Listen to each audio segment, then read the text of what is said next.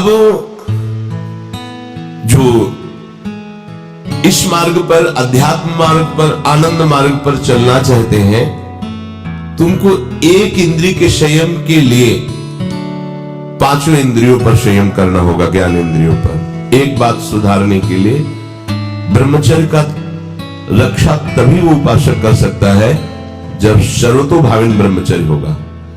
एक जनेन्द्रीय के ही ब्रह्मचर्य की पुष्टता का जब आप लक्ष्य कर लोगे तो उसकी पुष्टता के लिए आपको सर्वतोभावेन ब्रह्मचर्य धारण करना पड़ेगा। सर्वतोभावेन नेत्र का ब्रह्मचर्य, जो नेत्र किसी को भी देखकर भोग कामना कर लेते हैं, भोग बुद्धि से देखते हैं वस्तु को, व्यक्ति को, किसी को भी, इन नेत्र से बेविचार हो रहा है, इसीलिए सावधान रहना चाहिए। जैसे नाटक, सिनेमा आदि है, वहां तो जान रहे हो चित्र है, पर उनमें जो अभिनय करने वाले जन है वो तो संसारी जन ही है ना। उनका पहनावा, ओढ़ावा, हाव भाव, अंग प्रत्यंग, अगर आप भगवत भाव से युक्त है तो संपूर्ण सृष्टि में कहीं भी दृष्टि जाए अपने प्रभु की भावना होती है। पर वहां तक पहुंचने के लिए आपको ये त्यागना होगा ना। आप किसी का अनुकरण न करें, आप अपनी स्थिति को देखें। अगर आप किसी का अनुकरण करते हैं कि हमने उनको देखा है, वो टीवी देख रहे हैं, तो टीवी में क्या देख रहे हैं, कहां स्थिति है, हमें क्या पता। हमको जहां पहुंचना उसके लिए हमारे लिए बाधक है, हमें नहीं देखना है।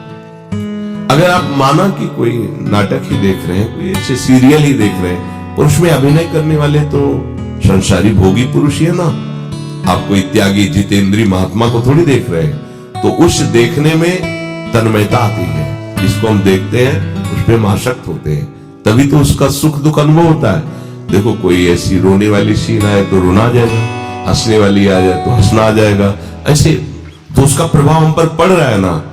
तो हम किसी के अभिनय करने वाले के अंग प्रत्यंग को देख रहे हैं और वो कामुक होकर कोई काम चेष्टा कर रहा है या कोई ऐसा, वो सारा का सारा मन कवर कर रहा है आपका, और एकांत होते ही फिर जो मन अपना मनमानी करवाएगा आप नहीं सह पाएंगे। इसलिए नेत्र का ब्रह्मचर्य सबसे पहले शुरू कीजिए।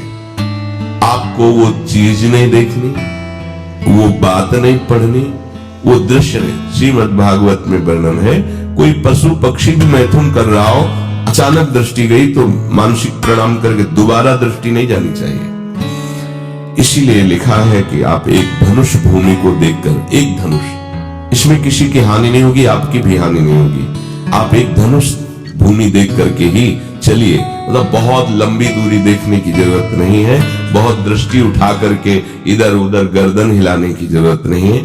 और जैसे कि कोई टक्कर मार सकता है, तो देखो जिनको प्रारब्धानुसार टक्कर लगनी होती है ना, वो चाहे जितनी सावधानी से चलो, वो प्रारब्ध आकर के दंड देता है। अन्यथा सीम की चाप सके को तासु बड़ रखवा रमापति जासु। आप जा रहे हो भगवत चिंतन करते हुए, तो प्रभु का नाम आपका पहरेदार अंग रक्षक है, कोई बाल भी बांका नहीं कर सकता। आपका प्रारब्ध यदि आया है, प्रभु से पास हो गया है कि आपको ये दंड मिलना चाहिए, फिर मिलेगा। आप निश्चिंत रहिए, निर्भय रहिए। प्रभु का जो विधान है वो मंगल करने वाला है। देखो इतने बड़े महापुरुष पूज्य श्री राधा बाबा, श्री आद्याशक्ति भगवती की प्रसन्नता की आराधना कर रहे हैं, क्योंकि श्री कृष्ण हमारे पति हो, इस सिद्धांत की पुष्टता के लिए।